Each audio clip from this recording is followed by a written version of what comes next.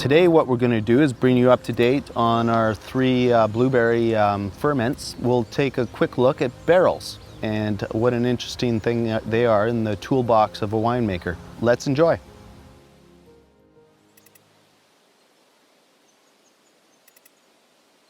So today we're going to be talking about barrels, and barrels are a very interesting and key component to the winemaking process, and one that we're starting to introduce to some of our fruit wines. They're used for a number of things. One function of a barrel is microoxygenation. There's a certain amount of air that will go through the barrel and through the wine, and this has an interesting effect that you will not find and interesting results that you won't find in a tank, which has no microoxygenation capability. Another thing with the barrels are there's two types of barrels generally. There are American barrels and there's French barrels. French being more famous and more probably respected as well. The French barrel tends to have more complexity and spice as a flavor component that gets imparted to the wine, whereas the American tends to be a bit more aggressive and have flavors of coconut and vanilla and cream soda, these sort of flavors that are interesting. And so quite often a winemaker will have maybe a couple American oak or a small percentage of American oak in his program or her program, as opposed to the majority being French. And it also depends on what winemaking style we're going for. Like let's say a Pinot Noir, which is a much more delicate grape compared to a Cabernet Sauvignon. Or in our case, let's say we're going for a blueberry fortified wine compared to our blueberry table wine or our blueberry dessert wine.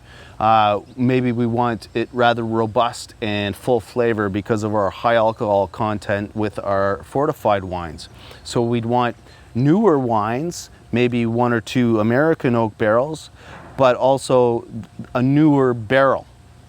And barrel age has a lot to do with things. Basically, a barrel lasts about 4 years until it's considered spent and used. In the first year of a barrel's life, you're probably imparting about 60% of that barrel flavor to a wine over that year period. In the second year will be less than that and diminishing returns for the next 4 or 5 years. Basically, after 5 years, we're working with a simple tank vessel that may have some microoxygenation abilities, but it's pretty much spent at that point. So that's why also a winemaker will want newer oak as well as some older years, depending on what style. And possibly if they're making a Pinot Noir or a blueberry table, we'd like to use just 3-year-old oak, and maybe with the new oak coming in. So quite often a winery will have about 25% of its barrel program replaced every year, which can become quite expensive when barrels are upwards of 2,000–3,000 Canadian dollars each. A little less for the American ones, but you get the idea. They're a large expenditure.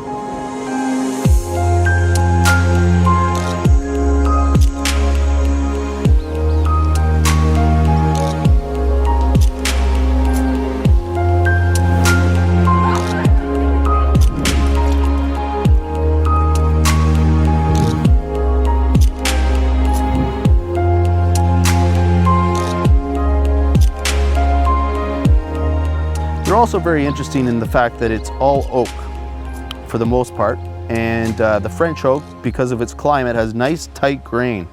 You can see here they get toasted inside, and here you can see a stain from the wine that was in it, and then you can also see the sides and how far the wine actually enters the wood, and it's millimeters. It's very little. So it's basically that surface area that is giving the wine its flavor, and that's it.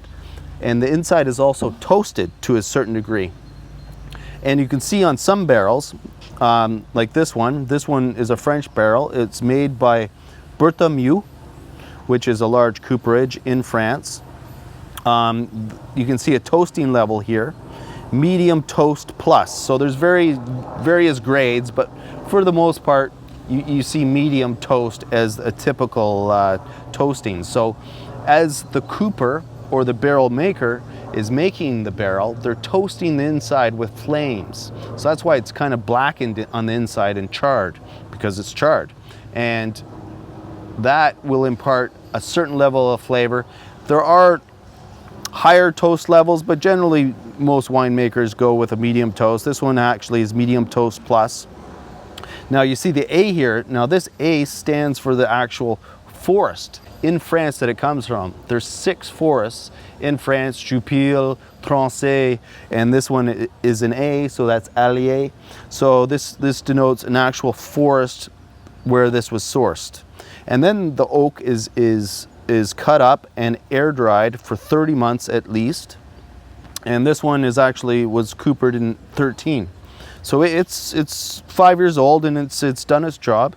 And now what we're doing right here, and why we're shooting this video, is now you can see the inside, because we are retiring these barrels, and what they're going to be their next purpose will be is planters for trees to decorate the winery. So that's what we've got here. We're starting to pour some dirt. We've also treated the outside of the oak to highlight some of the grain, but you also get an idea of the barrel itself. Why don't you come over to this barrel? So this one's been cut, and you can see that there aren't any nails or anything. It is purely bound together and kept tight together with these rings that bring the staves together.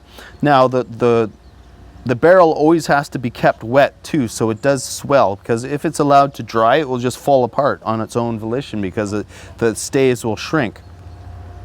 And you see how the beautiful wood on the inside here. So it's definitely a high-end planter. These are tacks just to keep the rings in place, and some coopers don't even use that. But you can also we'll probably provide a link below this video where you can see somebody actually making one of these beautiful barrels. Generally, there are some wineries in France I've visited that they've got coopers on staff, because they use so many barrels in the thousands. They'll have 2 or 3 coopers, because they only make 2 or 3 of these a day. So there's a lot of effort that goes into them, and they've been used throughout history. Like, you've seen pictures of barrels that from 400 or 500 years old. Like, it's such a fantastic, it's like the wheel, and they are basically a wheel. So that's pretty much it.